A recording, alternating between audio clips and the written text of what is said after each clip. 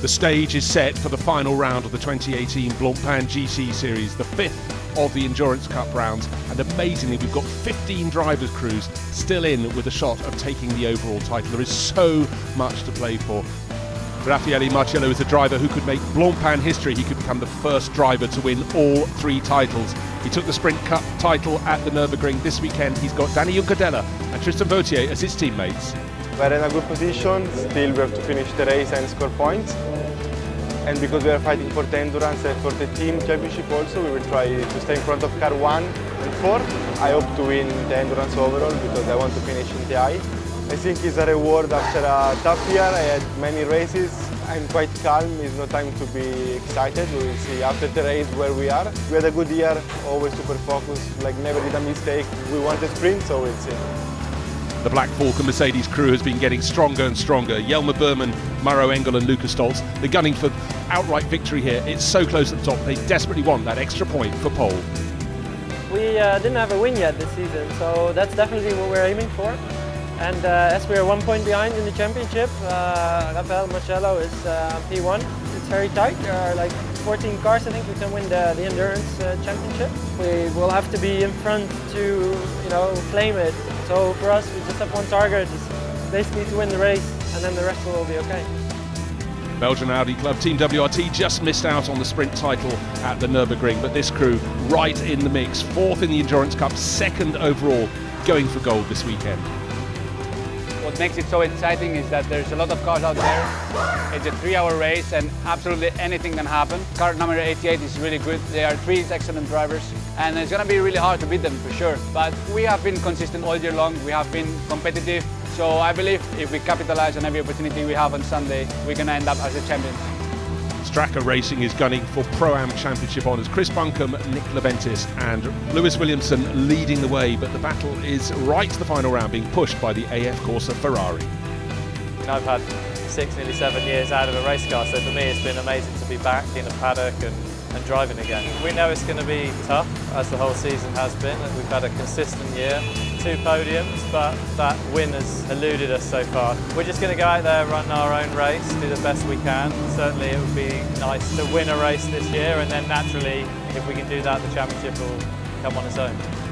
The championship challenges in Pro-Am are Duncan Cameron and Matt Griffin, so many years together racing an AF Corsa Ferrari. They've got to run their own race, keeping an eye on where that Straka Racing Mercedes is. That is their immediate competition. They've got the years of experience. Leading the title race in the AM class is Adrian Amstutz and Leo Mashitsky in their Barwell Motorsport Lamborghini. They've got competition from the Garage 59 McLaren, but they've had a cracking season and hope to end it in style. The plan is simple, stay out of trouble, finish above 5th. We've been consistently above 2nd.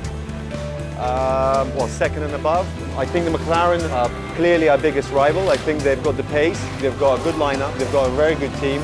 So the pressure is on them. Simply put, they've got to run the perfect race and hope for us to have some bad luck. Everybody likes to win a race, and if we've got the chance to do it, we will, but we'll always prioritise the championship. Arriving in Spain 14 points down, the Garage 59 McLaren crew of Alexander West, Chris Harris and Chris Goodwin know they've got a lot to do. In many ways, they have to cross their fingers and just do their own race. All we can do is win this race, or win our category in this race, and hope that they don't finish, I think 5th or 6th is all they need to do to win. It's a legacy of an unfortunate Spa race, which didn't go our way, and there's so many points at Spa in this championship. We won in Silverstone, we won in Paul Ricard. We've proved that when we're running, we are the quickest AM driver lineup. But frankly, we need Leo and his pals to make a mistake, because they're good, they've driven well all year, and they've not made many mistakes, so let's see what happens.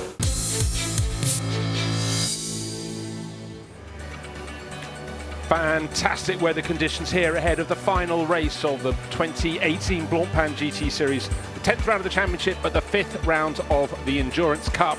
So many championship titles still to be settled. We came here with the potential 14 to be settled, 12 still have to be settled. Drivers hate to do the numbers, they like to simply get out in their cars and drive, but maths is essential this weekend.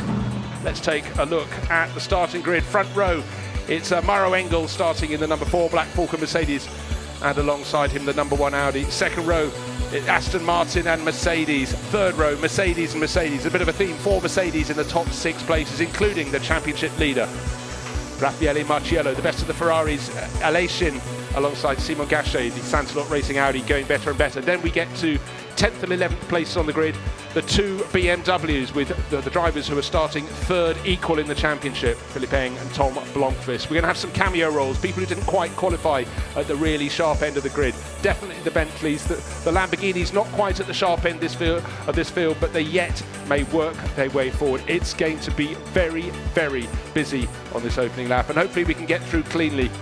52 cars coming around to take the start. We think the 114 Lexus may take the start from pit lane, but we've got more than plenty to be going on with, John.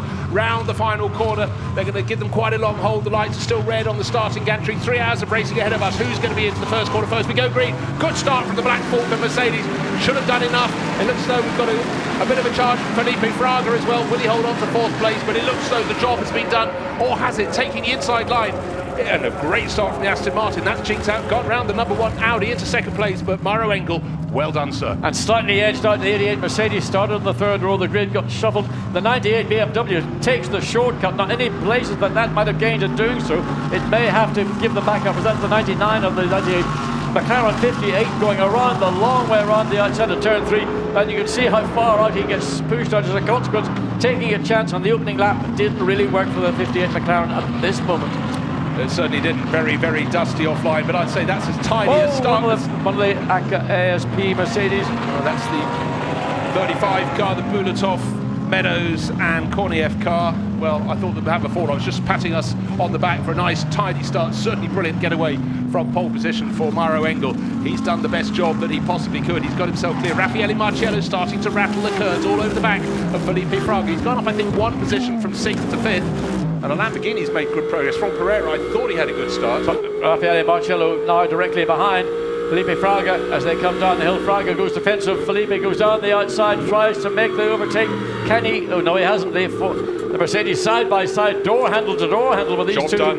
And well, no, it's not quite done. It was done, then it's undone. Now it's redone again. So 88 has made the pass stick, and the Lamborghini slips up the inside. So Felipe Fraga, the loser in that moment, he wants to come back immediately going into turn 13. Take a look, this is 63 Lamborghini coming up the inside. It's only his teammate, don't worry, but it's all about who's the top dog, and the top dog is Mirko Bortolotti, and that team has been but bodywork shed there. And I don't know whether that's off the 63 or the 19. I mean, Mirko, you can see just losing every corner as an opportunity to find a way past, looking to go around, or it goes back down the inside. Now, is that part of the front? It is part of the 63, it's the part of the front bodywork, and that has a bearing on the drive-through for 23 for causing a collision. That's the Nissan. Well, that's the me, 23 Nissan. That's me, Ron, saying if you've been hit up, if you've got rear bodywork. That's why I didn't make a judgment until I Come on, John, it. I was trying to make it contentious. So one of the cars that went round, the Raymond Vos, sharing with Tom Onslow Cole, flashes of good speed from that car. That's not what the doctor ordered. Into the pits goes one of the Lexuses. Yes, it's the number 14. This is a car that had a real chance in the championship. Yeah, that was in 6th place at the start of the day. That's over and out from then. They may go back into the race, but not into the championship. And they're going back into the garage as well. Whatever the issue is with the Lexus, it's something they need more than 2 people to work on in the pit lane. And the smart thing is put it back in the garage and let them all dive in and resolve it. And in fact, the Emufrey Racing team is still leading the Pro Endurance Teams Championship, but with the sister car 114 having started from pit lane, as the 53 Ferrari takes an unusual route around the circuit, it looks as though that championship has swung the way of ASP. Let's have a look at what went on into turn 5, braking. Yes. That's it looks like the rear wheel is actually, I was going to say, is it attached to the hub? Is that a loose rear wheel? It looked as if the wheel was angling in, a lot of negative cambers. Poor Albert Costa, head in hands, had great hopes to do something on home ground here in Spain, and I'm afraid he's not suggesting he has a shave later. He's suggesting that is the end of the 14 That looks Lexus. like it is all over.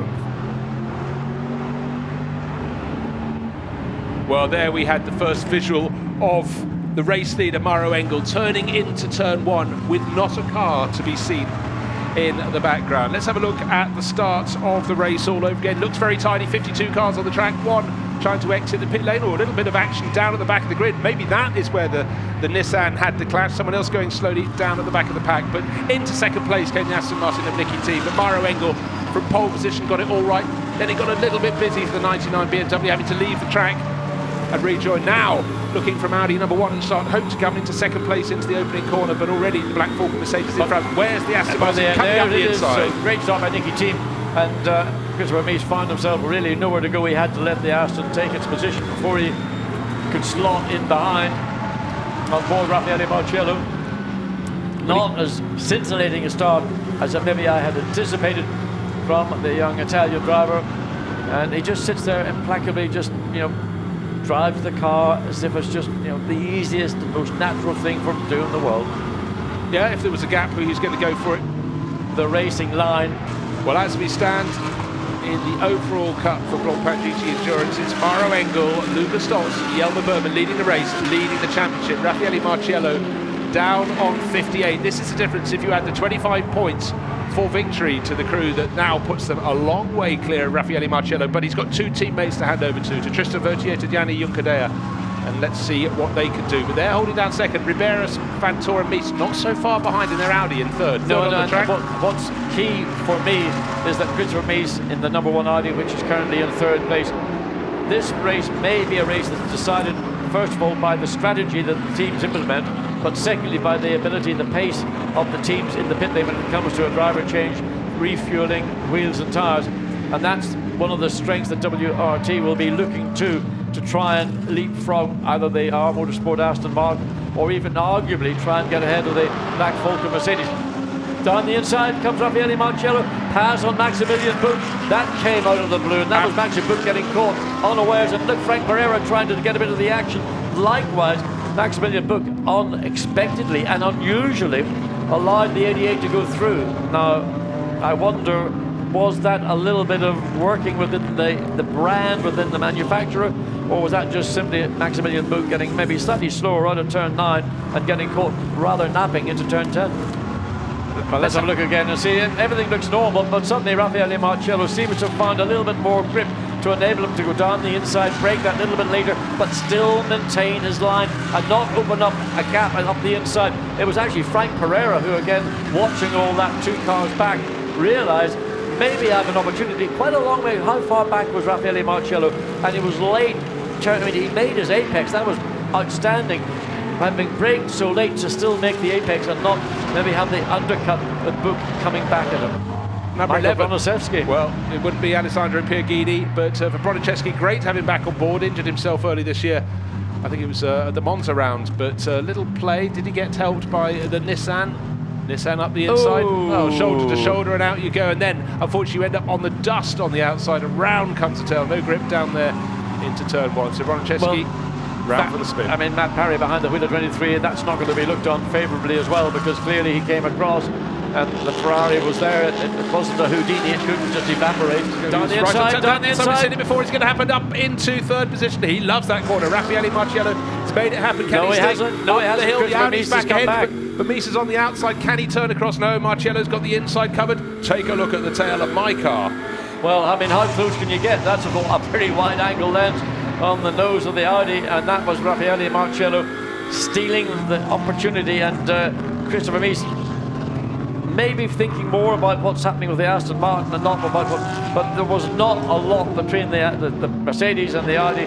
I thought, in fact, Mies might get the undercut to come into turn 11, but I think Raffaele Marcello had just about enough momentum to steal the apex into turn 11. But 2 moves from Marcello down into turn 10, and neither of them telegraphed, both pulled out at the last moment, and Christopher Mies, as you say, it's because he listened to me. I said now for the first time in the race and concentrate ahead of him, not the head behind. Let's ride on board with Raffaele Marcello. Look how far behind no he is. hint of a move, 2 car lengths back, up the inside. You know, actually, you know what? I give Christopher Mies great credit there, so because do I. he could have actually been a bit more bullish and stood his ground. Now there you can see the Audi came back on the undercut, but Marcello was in position to go through turn 12 and could consolidate that overtake. But I think I would want to give credit to Christopher Mies for not moving more over on the side of the Mercedes, which would have resulted in both cars having contact.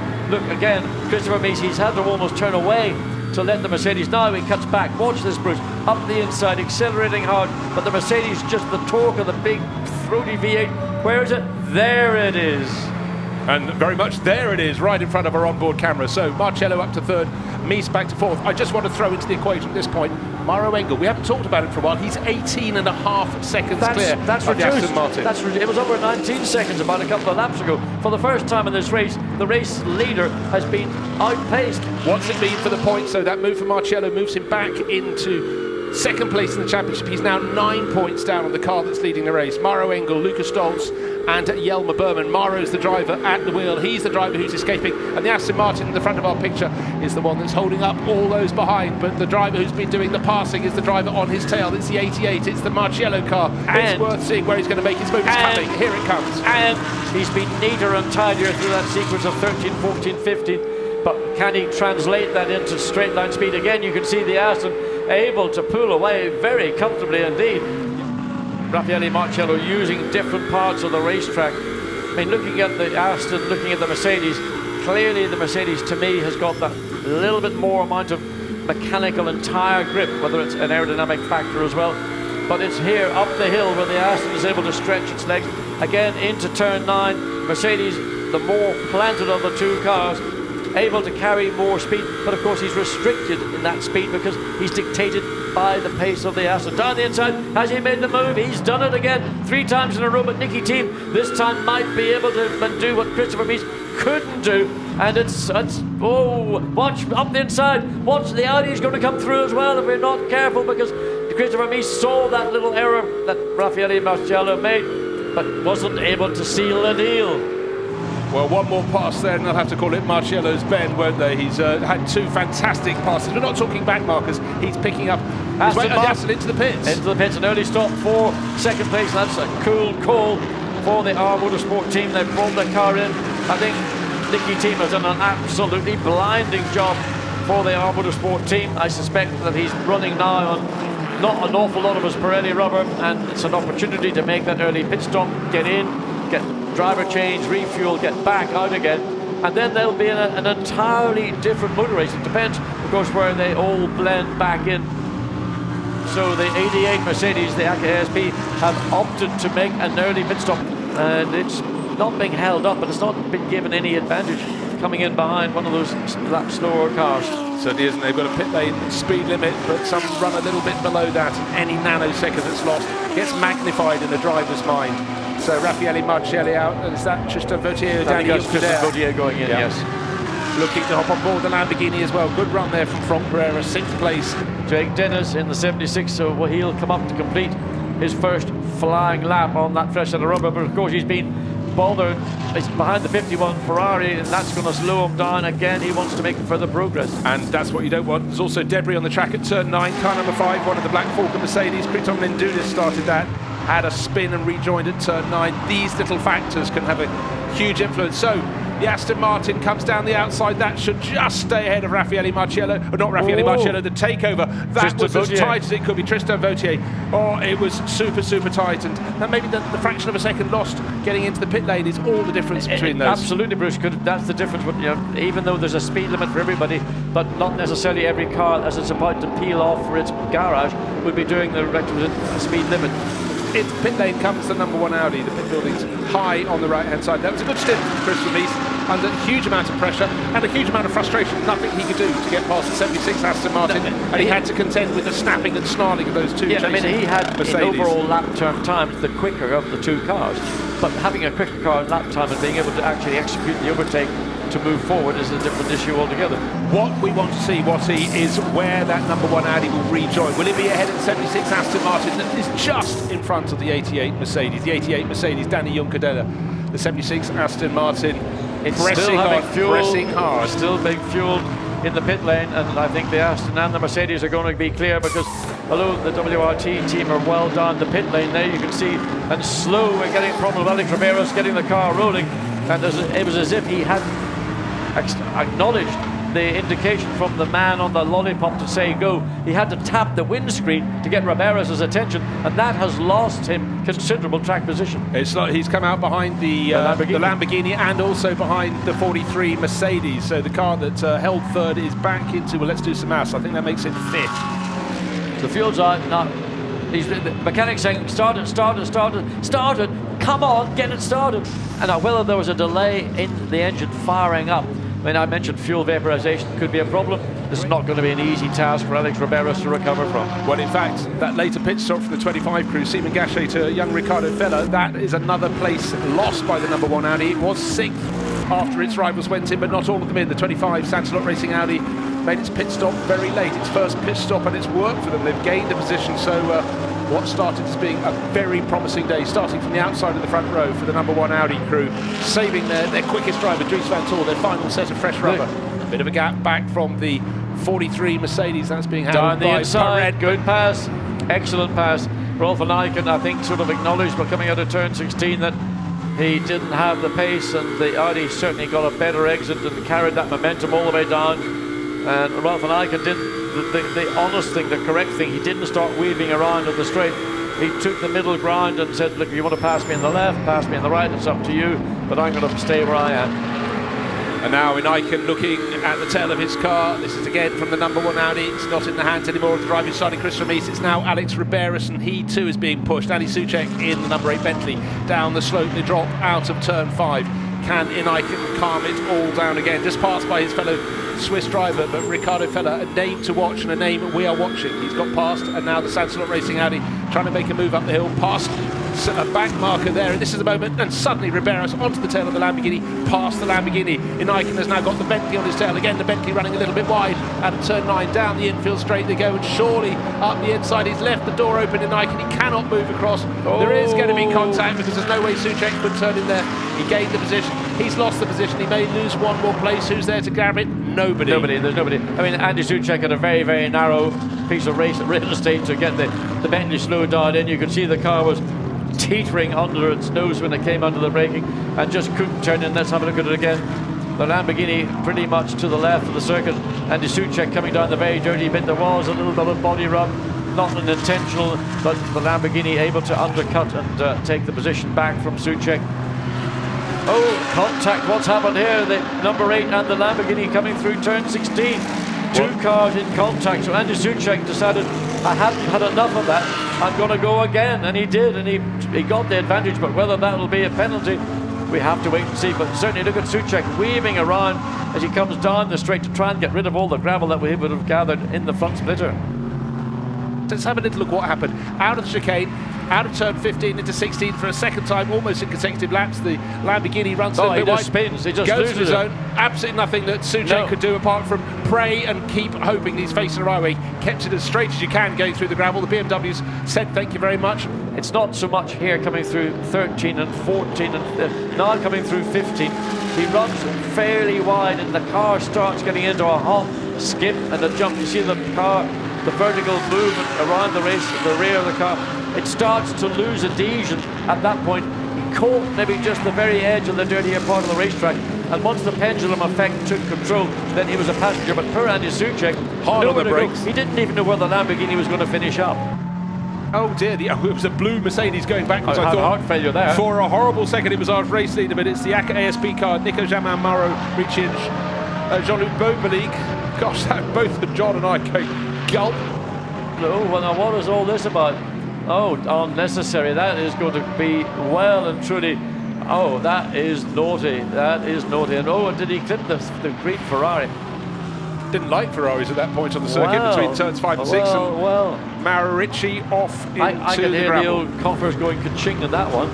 Opportunity for both drivers, for Jake Dennis to get again a bit of traffic between himself and the pursuing 88 Mercedes, and equally for Juncadella. He looks and see, he'll be looking forward not just to Jake Dennis, but maybe those 2-3 cars ahead, watching what they're doing, because that will then have an effect or a reaction from those that are following, but primarily on the number 76 Aston Martin, who runs very close to the tail of the Mercedes. Now this is a chance for, well, Jake Dennis is going to go down the inside, makes his pass, and if he's going to be sensible about it, he will deliberately hold up as the Aston gets up alongside the Team Parker and one of the Lamborghinis, and all of a sudden it's all squeaky moments for these two battling cars. The number 6 McLaren Mercedes holding the inside line, and Juncadello couldn't sweep around the outside, lock up on the brakes. Well, Abdulaziz Al Faisal, he's locked up into a couple of corners, being distracted. Now he's moved out of the way to let Danny Juncadello come through, cutting the chicane. Number 1 Audi going into the pit lane. Well, is he going in the pit lane or is he staying on the racetrack? But he cut literally inside of turn 14 and the inside of turn 15. Now those cars that he passed were cars that are not in his race. But why is he doing that? He's under huge pressure there from Alvaro Parent with the green flashes on the roof of his Tracker Racing Mercedes, pulling out alongside down the start-finish straight. They're tucked in behind the Black Falcon number 6. That is in 30th position. They are fighting over 4th and 5th positions. Riberas just squeaks through, and then a better line on the exit of turn 1, going faster into turn 2. Is Alvaro Parent, the black Mercedes with the green flashes, putting serious pressure on the number 1 Audi. If Alex Riberas gained a position by jumping over turn 14, or missing 14 and jumping inside of 15, then he will clearly have to give that position back. It'd be nice to have a little look at it, because we just caught it. There we go, big lock up from... Now you can see the Mercedes and the Audi side by side coming into turn 13, and it's this moment, where's the Audi? There it is on the inside, so it does take the position away from the 43 Mercedes. In my view, the number 1 Audi will have to give that position back up again, otherwise it'll be a driving infringement. Yeah, well spotted, John. Well picked out. We were looking at the tyre locking up in front of them, but in behind. Again, as you said, it's a chain reaction, and it's how you react to that reaction that places can be gained or lost. Alex Riberas really struggling. Well, let's ride with it. it. He goes here way wide now. This is the moment when he cuts across the inside. Then again, you can see the Mercedes swings across the front and he gets the benefit. So comes back onto the racetrack. In my thoughts, that would be a clear give the position up. Full course yellow now. Full course yellow for Y. 87 and 77.7. They've got to come in for 7.77. Jens Liebhauser at the wheel now, at the wheel at the time of the incident, on his debut in the championship, running second in class. So that's been a big haul of points that's going to be punctured. It makes it rather easier. One of the Mercedes at the number 6. It could be the number 6 exit of turn 9. It could be, and that's a Black Falcon Mercedes. So little seed of doubt. The Black Falcon Mercedes leading the race with number 4, with the number 6 car. Abdulaziz Al Faisal, I think, was at the wheel at the time. Pulled to the side of the circuit. The safety car is now out, so this isn't working totally in the favour of the Black Falcon crew. But how many cars are between where Lucas Stoltz is and where the best of the rest? Green flag, safety car in. We go green all over again. Out of the chicane come the second and third place cars. The Aston Martin of Jake Dennis, Danny Juncadello in the 88 Mercedes, but already well down the start for this straight. Cars will be picked off. The first one to go on for the chasers to pass is the Balkan Horse BMW. That should stay out of the way. Got the Aston Martin hunting it one way, flashing of the lights for the 88 Mercedes, but he's not close enough to make a move. But the BMW quick in a straight line. One of the Rinaldi Ferraris getting slightly in the way. They're not his fault, just trying to find somewhere to go racing. Yeah. Both Alvaro Parent were looking, as was Danny Juncadello. Juncadello trying to get up the inside on the exit of turn 4, but will put him on the wrong part of the track. Now goes to the other side of the track, gets alongside, gets through, but as Alvaro Parent tips the back of the McLaren into a spin, Alexander West got tagged by the 43, and around he goes. Wrong place at the wrong time. Don't forget, this is the challenger in the AM camp. So for Chris Goodwin and Chris Harris, his teammates, he's got to get it going. But there's a whole train of cars to come through. He's going to lose half a lap. Horrible situation to be sitting there almost facing the traffic head on. We've seen Jelmer Berman pacing around. We saw the fist bump with the crew. He is going to take over the final leg with an hour left on the clock. Take over from the lead of the race. Let's see how fast he can go. But talking fast, that's Dries van Tor just banged in the fastest final sector of anyone. His pace we knew was going to be good on new rubber. Let's see if there's new rubber going on the Black Falcon Mercedes. You wouldn't suggest they need it because such is their advantage. Yes, it came down from 34 seconds to 14. But in any race, if you're 14 seconds clear, it's a very big lead. But it has been an extraordinary run for Sean Breslin's crew. He runs the Black Falcon outfit. They get better and better as the years progress. Ogier puts his seat insert in, not as tall as Danny Juncadello, neither of them as tall as Raffaele Marciello, neither of them as laid back as Raffaele Marciello, but a very, very strong driving combination. And you look at the calibre of the drivers these crews can call in, and it really is quite astonishing. It's an accolade for the Blancpain GT Series. There is the car that has led every lap other than the overlap during pit stops. It's rolling down big, 25 is off. So that car had been running up in third place Well, in fact, Ricardo Feller hadn't come back in. He, don't forget, had the drive-through penalty because they didn't reach the minimum pit stop time, and that was probably very close to his in-lap. He was due to be handing that over sometime soon. So Simon Gasly started that. So Christopher Haas was waiting to finish off the race, and now he may get to put his helmet back down on the pit wall. And critically, Aston is now behind the 88. The pit stop time for the ASP car must have been marginally quicker than that for our Motorsport, because for the first time this weekend we've seen the 88 ahead, and well, other than of course the pass that we saw from Raffaele Marcello, but now 88, and for Tristan Vautier, he will be absolutely delighted to now know he doesn't have to battle with the 76 Aston Martin. That privilege is going to go to Dries van Voor, who has just completed his first flying lap, 146.2. 1, full course yellow now. Full course yellow, so that's really going to negate the advantage Dries van Voor has on his tyres. So there's Ricardo Feller's stricken Santilot Racing Audi. The safety car is now out. 54 is listed ahead of the number and 001 on the windscreen. The McLaren is not in the mix. But for effectively then the first time all race, the Black Falcon Mercedes, a car that led by 35 seconds, is not leading, and a swan song for the Jaguar. Surely something is remiss on this. Have we missed something? Well, I don't know how the Jaguar can run. There is the 25 Audi, the one that we saw in the gravel a few moments ago. It's back into the pit. I don't know how the Jaguar could run if this is on its second stop, or this second stint, with only 52 minutes remaining. It must be making fuel. If it is making fuel, the world wants to know about it. So the Jaguar is the lead car, and I think the 17 Audi also back into the pit lane.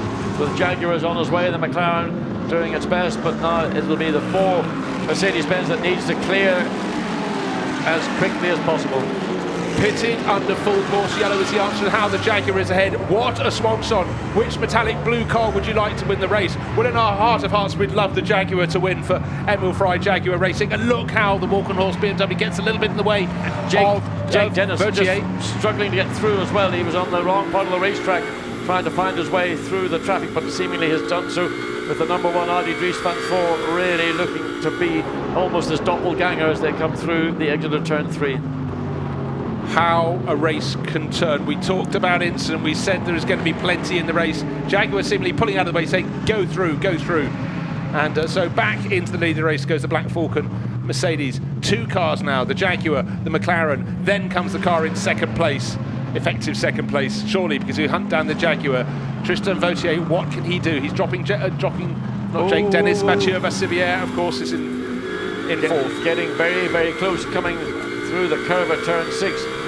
And now we have that change of position for second place. Yeah. Certainly the Canadian driver Mirko Crenier knew the best pace of his car was a second down. So having spent much of the race hunting down an Aston Martin that was quicker in a straight line, luckily for Tristan Vautier, he doesn't have to hunt down the Jaguar that's quick in a straight line, because Grenier knew he couldn't hang on there. Here are the points at the moment. If it stays as it is, the number 4 crew will end up with 72 points. Marcello will end up on 63, still 9 points down. In fact, they might have a slight readjustment because he's just gone up that position. So instead of, well, let's do some maths, he would have gained another 3 points. But the fact of the matter is he's still behind the number 4 Mercedes. And as long as that stays there, that will win the title for Engel, Stoltz and Berman. And there you can see the positions on track, and it was 3.7 seconds first to third. It's now first to second. Also, the Aston 76 running currently in 4th position, which will automatically become 3rd. The number 1 Audi behind the 72 Ferrari. The 72 Ferrari has come into play bit by bit, and Dries van Voor will feel, I need to get past that Ferrari because my next target will be the Aston Martin. Well, why would the Ferrari step aside? It's there because it's there, because it's there. It's Audi, and it's worked its way steadily forward from the tail end of the top 10, did a very good job, and has kept chipping away. 3 strong drivers in that crew, and that is the advantage. You make your moments. 72 Ferrari leaves the door, very open indeed, but Dries van Voor maybe had a little more speed down into the end of the straight, but that was, well, particularly kind, one would say, from the SMP Racing Ferrari, trying to fight back round turn 3, but maybe Dries van Voor put out that message, I'm coming through, come what may. Yeah, but I think you're quite right. I think that Melinda maybe was just a little bit soft. Mies, Roberts and Van Toor in the number 1 Audi were 4th. They're the outside bet at this point. Various others with that number 4 Black Falcon car. Interesting in move. the lead. Yes, okay, it's come down by at 3 further points. Marcello will get up in his car in the hands of Danny Juncadella, will get up into second on the road. If he can get into the lead of the race, then it switches around at the top, and Danny Juncadella just set the fastest lap. Sorry, Tristan Vautier set the fastest lap for his car, but that is still slower than the lap achieved last time around by Jelmer Berman, so the advantage goes out to 4.1 seconds from first to second. So still the intent is there from Black Falcon Motorsport. Oh, up the inside, can he make it stick? Wow, a brave manoeuvre and contact. The Aston's been punted off at turn 7, and that's going to receive a penalty for sure. You have to feel for the Aston Martin crew there. And it looks like a rear puncture. I'm not sure that left rear looks like it might have been punctured. Certainly a load of gravel coming out from the rear of the Aston, having bumped its way through the gravel trap. That was a difficult manoeuvre to make into turn 7. It's not a place that you can naturally assume a clean overtake, and now the Aston is limping its way back to the pit. And the impetuosity of youth, one might say, overcame judgment, and there you can see the damage on the left-hand side. Bodywork has been damaged, the doors damaged. Look, I mean, that one is a no-brainer, because coming up the inside into turn 7, almost side by side, it's virtually impossible to make a clean manoeuvre, and particularly when it's a race for position. And all of this is starting to make second place in the race safe for the driver of the 88 Mercedes, and that's Tristan Vautier, and that means 40 up again. This is how these things up can swing. 5, and this is going to be possibly a full course yellow, so that will also then bring everybody back. The gap between first and second currently just under 5 seconds. And there was a contact between the number 7 Bentley, that's under investigation for spinning around Rory Penttinen in the 488 Ferrari. Penttinen appeared to be the innocent party. Safety car will enter at the end of this lap. Safety car in for a cup of tea at the end of this lap. Look at the pits, you can see Raffaele Marcello. His emotions and thoughts are clearly get on with the program. So but a really good restart from Jelmer Berman. What he wants to do is make sure Tristan Vautier doesn't get close enough to make an attack, and certainly that has gone his way. You always have the advantage when you're the first car at the front of a group. You dictate when the hammer goes down, when you start accelerating to take the restart. Up the inside, can Dries van Thor do anything? Well, it's still the same old story. Down the inside into turn 5, and he slides through again. The Jaguar didn't really offer a huge amount of resistance. So for Dries van Thor, that's a pass he will be delighted to make, and one that's clean, no contact, and he can continue on his way. Still waiting for an outcome of that incident between the one Audi and the 76 Aston Martin just at this part of the track a few laps ago. Quite a fierce little battle now. Jesse Krohn doing his utmost to try and hold off Maxime Soulet, looking back at Soulet from Jesse Krohn's BMW. Then there's a little bit of a gap, and in behind them on the road. Drive-through penalty to car 1, causing a collision with car 76. Okay, move up everyone. There's the message we've been waiting for, expecting. Having just moved up into 4th place, Dries van Thor is hit with a drive-through penalty. Championship chances for his teammate out of the window, I'm afraid. So there it is, causing a collision with car number 76. That was the Aston Martin that was given a clonk down there at turn 7. So the message will be sent through to Dries van Thor. And in all of that, we're going to do some maths, but I think that's really dropped Belgian Audi Club out of the overall, the combined for the whole season. They were ahead on points, and suddenly that swung it very much in the favour of ACA ASP. We'll do the maths later. There is a replay of the move. There was the Aston Martin being given a shovel off. With somebody on the 22 minutes, the Pro-Am Nissan, it's gone off again. This is under a yellow flag in Sector 2. Struan Moore has gone off and just trying to catch whereabouts. That's down to the end of the pit, straight down to the entry into turn 1. There it is. So he turns and then immediately turns away, and the car just runs across and hits the tyre bale and bounces back. Jelmer Berman, his stamp is on this race. So for Mauro Engel, he can start to smile. For Raffaele Marcello, he'll still come away. He won't have the endurance driver's title, but 2 titles for the Sprint Cup and overall. He can smile as well. So it's going to be a very happy place up on the podium. And it looks like the ACA ASP team will win the team award as well. So entirely so. Secured 3, possibly 3 out of the 4 options that were available. So it's been a great year for ACA ASP, and I mean it's a great story. Look at this. Bentley has found a way around the 99. I think it has. It certainly has. Maxime Soulet has got past Jesse Krohn. Well, you know, if there's a driver who will never give up, we love. I was just saying to the team earlier, I loved watching last year Maxime Soulet, the final stint of the race. Down the inside, a big move by the 44. Is that coming down? Touch.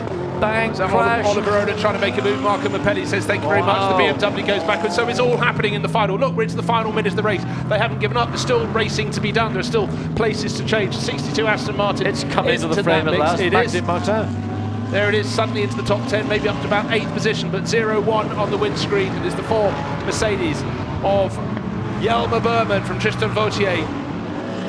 So victory to the Black Falcon Mercedes by 1.5 seconds or so at the end of the season. 1.7 seconds over the 88 Mercedes. Tristan Vautier tried his hardest, but Jelmer Berman can be very proud of that very controlled drive.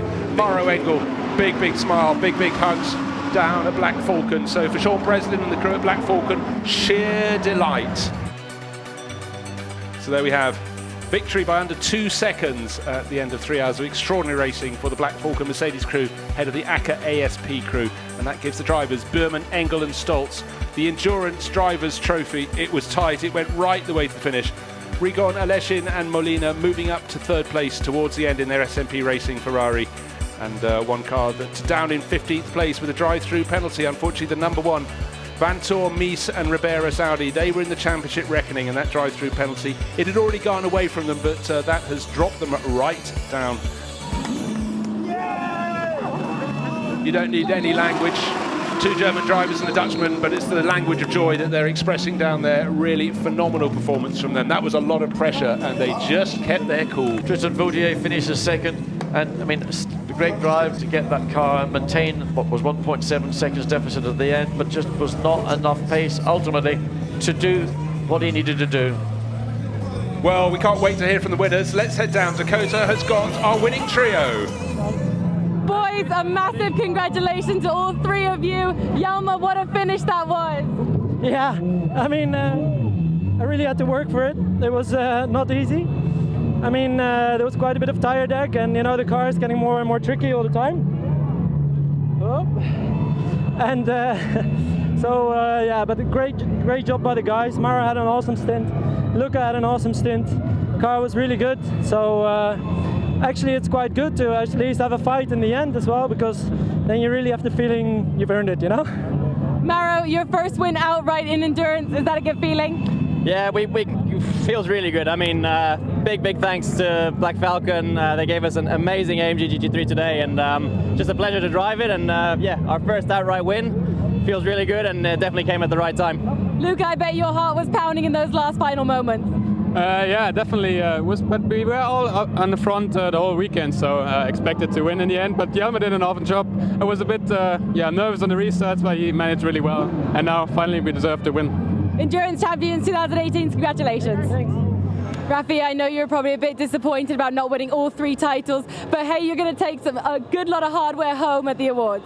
Yeah, it's a strange feeling, you know, to win the overall but to lose the endurance. It's a strange feeling, but if I look back, I think I had a really good year. I had many high and not so many low, and I think now we have to focus a lot in the Intercontinental, because I want to win at least 3 championships this year, so we have to focus on this, but I think we can party because we did a really good job this year. There they go to the top step of the podium, to Maro Engel on the right, to Jelmer Berman in the middle, and the tall, dark figure of Lucas Stoltz on the left-hand side. So near to Sprint Cup glory, Nürburgring 2 weekends ago, just across from their headquarters at Moispath. But the Black Falcon team took the big one here today and took it in style. So let's just reiterate those points again. In the Endurance Cup, it was the Black Falcon crew, Stoltz, Engel and Berman coming out ahead of Raffaele Marcello. Marcello's teammate Tristan Vautier didn't do all the rounds, but their results good enough to leave him 3rd overall. Then came the BMW drivers, Philippe Eng and Tom Blomqvist, split into different cars, but their victory in the Spa 24 Hours wasn't enough to give them the top place. They end the year 4th and 5th, with their Spa partner Christian Cronjes not here, but still good enough for 6th place overall. But Patrice Vantor ending up 7th. It was a case, what could have been? Let me take our hat off one more time to the Endurance Cup champions this year, the Black Falcon crew, Jelmer Berman, Lucas Stoltz and Maro Engel, but the driver who won the Sprint Cup very nearly won the Endurance Cup and won the overall GT title, Raffaele Marcello. To him perhaps the biggest toast of all. And there he is, 164 points for the overall, the combined championship, well clear of Alex Riberas and Christopher Mies, who didn't come away with the points they expected this weekend. Michael Meadows shared much of the season in the Sprint Cup with Marcello, champion in that, but not in the overall thing. He ends up down in 3rd overall. Kelvin van der Linde didn't get to start and play today. Dries van Tor, that drive-through penalty at the end dropped him down the order, but really nobody could get close enough to Raffaele Marcello once that number 1 Audi crew had that drive-through penalty. So to the Italian, the spoils at the end of a truly brilliant season. So there it is, up on the top step, and welcome out the overall winning drivers. There is the overall champion on his own. Raffaele Marcello, the tall Italian, up onto the top step. And from the team, applause, hugs, and no doubt a word of thanks. Thoroughly solid fighting season from Raffaele Marcello there. That's it from me, Bruce Jones. Thoroughly enjoyed covering the season with John Watson and David Addison. Do watch us again in 2019.